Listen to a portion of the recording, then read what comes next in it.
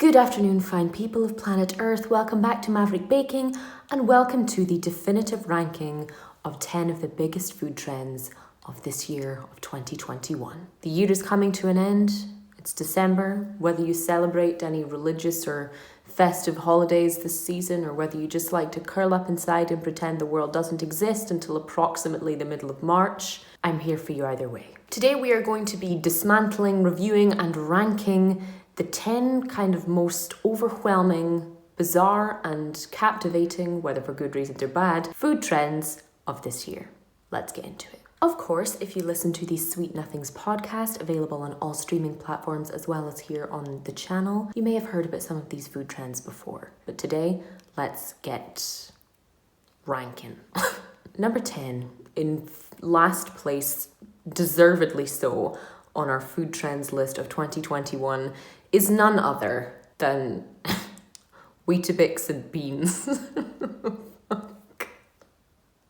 I believe this was born from Twitter, where all bad things are born from. This is a distinctly and disgracefully British food trend. In the UK, we have a cereal called Weetabix. I do believe there are similar cereals throughout Europe, perhaps in America, perhaps in Asia, I'm not entirely sure. Weetabix, or wheat biscuits, are essentially oblong-shaped or rounded rectangular shaped bits of dry compressed wheat flakes. In my opinion, they're absolutely feckin' shocking, but some people really enjoy them. There's also an oat version which is considerably worse.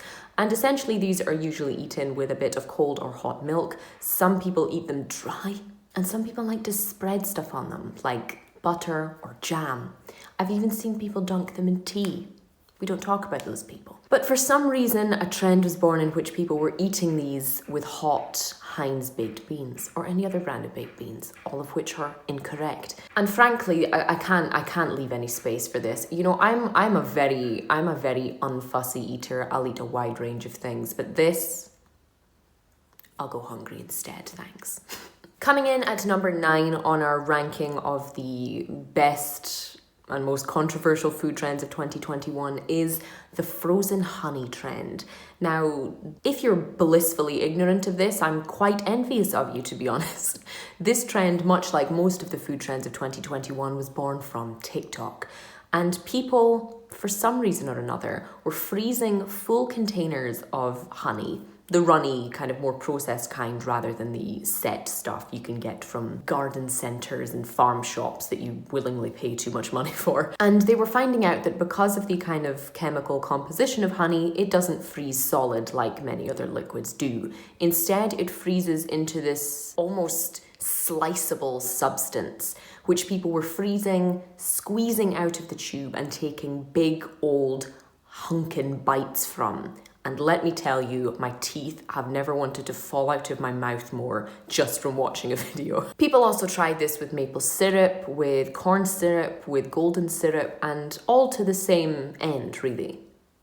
It's minging. It's disgusting, of course, because it's like eating 2 tablespoons of highly flavoured sugar in one mouthful that's also cold. While I enjoyed seeing the kind of satisfying texture of the honey or the syrup coming out of the squeezy tube, and perhaps there could be something done creatively with this in a recipe or in a dessert, it's not to be eaten straight, and it's not to ever be witnessed again, please. Coming in at number 8 on our list is the trend of nature's cereal, made most famous probably by our queen of TikTok, Lizzo. I believe the first video was posted by someone relatively unknown at the time of posting, but became more kind of famous after posting the video, of him pouring what I remember to be 3 different kinds of berries, no actual cereal, no grains whatsoever, fruit, raw ass fruit, into a bowl, covering it with coconut water and calling this nature's cereal,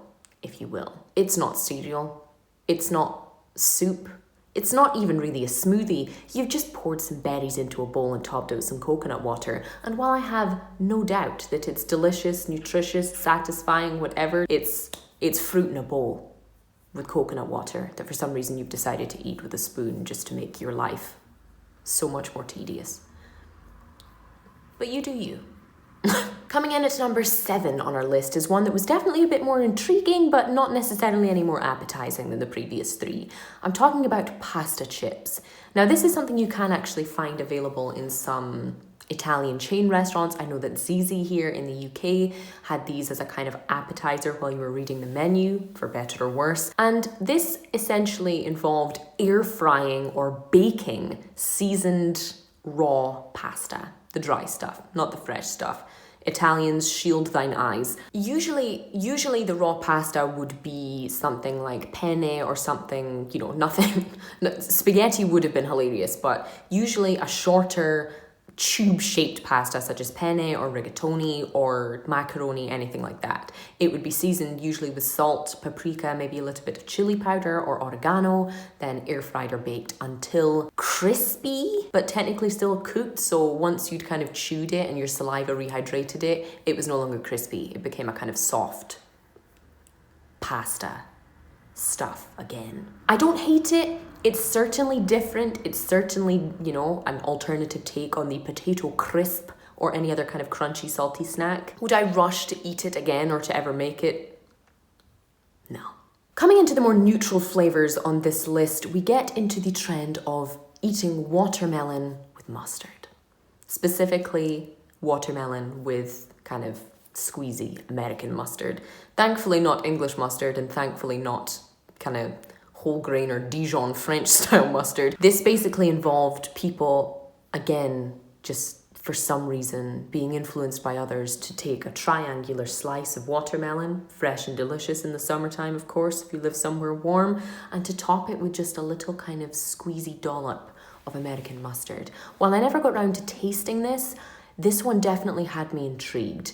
Again, our queen of TikTok and food trends, Lizzo, tried this, and I don't think she hated it. I can imagine it kind of encapsulates the sweet, salty, sweet, spicy, sweet, umami thing that our tongues quite enjoy, and the intrigue of the different balance and unusual balance of flavors that this offered. Is it a common snack that wouldn't get you funny looks in public? Absolutely not. But if you want to do this on your own time and everyone involved is consenting, I have no problem with this one. Coming in at number 5, our most neutral spot in our list of 2021 food trends are the pesto eggs. Again, born from TikTok, where people were found to just be putting pesto, topping it with a couple of eggs, allowing them to fry in the pesto, and then putting this on toast or just eating it by itself. I truly have no opinion on this. It seems like something relatively tasty. I don't really know why the pesto has to be cooked, because I think pesto kind of loses its flavor when it's cooked. I think it's nicest if it just kind of dresses something, like you could have just spread it on the bread or just put it under the eggs. I don't really know. Relatively nutritious, relatively tasty looking, and it actually encourages people to cook. So I'm all for this one. At number 4 on our list, we get into something a little bit more creative in terms of preparation, and this was the viral baked oats trend. Now, while baked oats is, nothing new, especially for people of my similar Scottish heritage, Americans, English people, and people from all over the English-speaking world, from what I can perceive in my limited linguistic ability, were creating dishes made of essentially baked porridge. They would mix oats with a liquid, some flavourings, usually a bit of sweetener and some salt, bake it, top it with some other tasty stuff, and there you had a very nutritious and very wholesome, filling breakfast. I love this trend. It's something I've done before. I even have a recipe for it from years ago if you would like to see some terrible food photography alongside a half-decent recipe. But people were making this with peanut butter, with chocolate, with fruits. It's something that would be fantastic at this time of year. It's something you can prepare ahead of time. And it's a nice, wholesome trend again that encourages people to cook.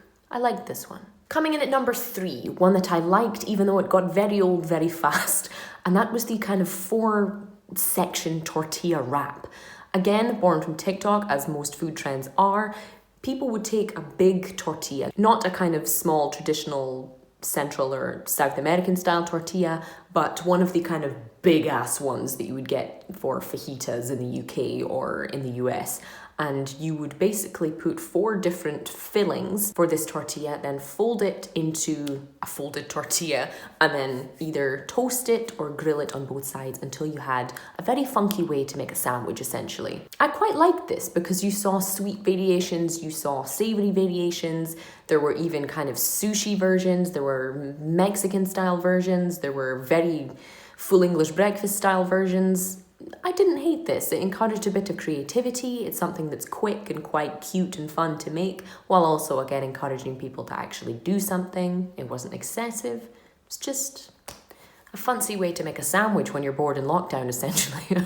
Coming in at number 2, unsurprisingly, another TikTok food trend of 2021 is the world famous feta pasta dish. Now forgive me, I can't remember who started this trend, but essentially many videos began with a baking dish full of cherry tomatoes, olive oil, a whole ass block of feta, and that would be roasted before tossing some cooked pasta through it, which created this gorgeous, creamy, salty tomato cheese pasta, which I think you could probably feed to anyone except people who don't eat cheese, so not really anyone, but but it looked delicious. Again, it's one that encouraged people to get into the kitchen. It's one that was customizable. It created a pretty wholesome and healthy meal at the end of it, and it was nothing crazy excessive like food trends can be. I'm looking at you, frozen honey. And coming in at number 1 on my personal view of the best food trends of 2021, we have the notorious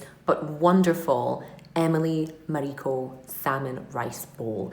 I spoke about this one on the Sweet Nothings podcast if you haven't already listened to it, but Emily Mariko, who is, I believe, a big star here on YouTube as well as on TikTok, creates these just stunningly shot, peaceful and relaxing cooking videos, so often using leftovers or seasonal produce as well. And it's nothing kind of mad, it's nothing excessively expensive, it's nothing inaccessible for the most part. And the salmon rice dish involved leftover kind of sticky rice, leftover salmon fillets that were microwaved, but here's the kicker, with an ice cube and a sheet of greaseproof paper over the top. But the ice cube doesn't melt. Me and many others still don't understand why the ice cube doesn't melt, but I'll get over it eventually.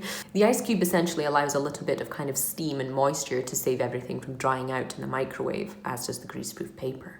Once that's removed, she kind of mashes it all together, and then it's usually topped with some sauces. I believe it's sriracha and Kewpie mayonnaise, that kind of fancy Japanese mayonnaise. And then a few bits and pieces on the top, like avocado or seaweed crispy things, but you could put pretty much anything on top.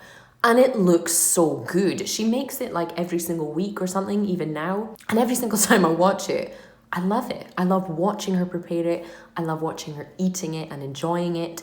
It's a gorgeous, big, healthy portion for an adult woman as well, which you don't see very often on the internet. And it's just such a joyful way of eating such a big, balanced plate of food and to love using leftovers. I think that's why I love this trend so much, especially in a year like this when it can be difficult to find inspiration from the back of your fridge yet again. But that is it for my roundup review and definitive ranking of all of the kind of big, notorious food trends of 2021. If I missed out any, and if you think I'm incorrect, do let me know in the comments below. I would love to hear your thoughts on what was good and what was definitely not so good in this year. But I'm afraid that's all I have time for today, my loves. Thank you so much as always for watching, and I will see you for the next one.